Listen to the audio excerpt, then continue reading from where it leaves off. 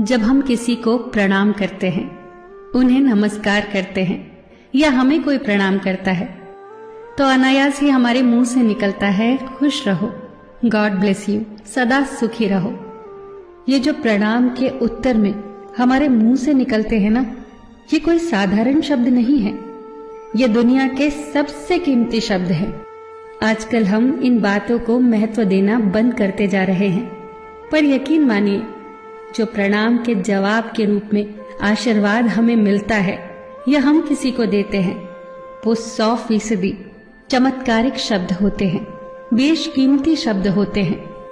एक बहुत प्यारी कथा कहने जा रही हूं। महाभारत का युद्ध चल रहा था। एक दिन दुर्योधन के व्यंग से आहत होकर भीष्म पितामह यह घोषणा कर देते हैं कि मैं कल पांडवों का वध कर दूंगा। इस घोषणा का पता जैसे ही पांडवों को चलता है तो उनके शिविर में बेचैनी बढ़ जाती है।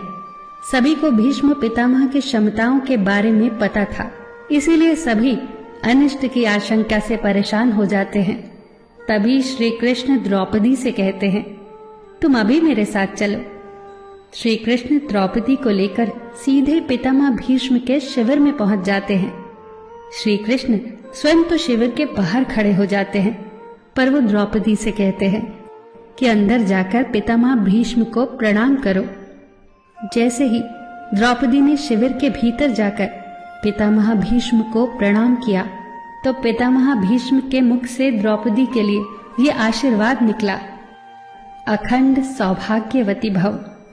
जैसे ही ये आशीर्वाद उनके मुख से निकला, उसी क्षण उन्हें स्मरण हो आया कि आज ही तो उन्होंने पांडवों के वध की घोषणा की थी और स्वयं ही उन्होंने द्रौपदी को अखंड सौभाग्यवती रहने का आशीर्वाद दे दिया। फिर पितामह भीष्म ने द्रौपदी से पूछा, पुत्री, क्या तुम इतनी रात को यहाँ अकेली आई हो या तुम्हें यहाँ श्री कृष्ण लाए हैं? तब द्रौपदी ने कहा, जी पितामह, और वो शिविर के बाहर ही खड़े हैं। शिविर से बाहर निकलकर दोनों ने एक दूसरे को प्रणाम किया और पितामह भीष्म ने कहा, मेरे एक वचन को मेरे ही दूसरे वचन से काटने का काम केवल कृष्ण ही कर सकते हैं। शिविर से वापस लौटते समय श्री कृष्ण ने द्रौपदी से कहा, तुम्हारे एक बार जाकर पितामह को प्रणाम करने से तुम्हारे पतियों को जीवन दान मिल गया है। अगर तुम प्रतिदिन भीष्म, धृतराष्ट्र, द्रोणाचार्य आदि को प्रणाम करती होती और दुर्योधन, दुशासन आदि की पत्नियां भी पांडवों को प्रणाम करती होती, तो शायद इस युद्ध की नौबत ही न आती। जो हर घर में कलह कलेश का वातावरण रहता है, वो कहीं न कहीं इस बात के मूल से जुड़ा है कि हम संस्कार भूलते जा रहे हैं। हम जाने अनजाने अपने बड़ों की उपेक्षा करने लगे हैं। याद रखना कि हर चीज पैसे से खरीदी नहीं जा सकती, और ये भी याद रखना कि हर बात का जवाब गूगल से नहीं मिलता। उसके लिए बुजुर्गों के पास भी बैठना पड़ता है। शरीर की खुराक के साथ साथ हमारी आत्मा को भी खुराक चाहिए, जो संस्कारों से हमें मिलती है। हम भूलते जा रहे हैं आशीर्वाद के महत्व को।